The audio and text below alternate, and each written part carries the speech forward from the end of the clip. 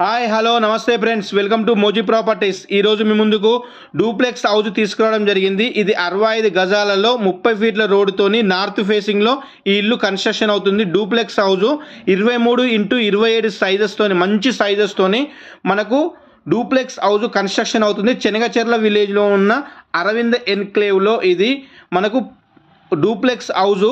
పైన కనిపిస్తున్నది direct owners number.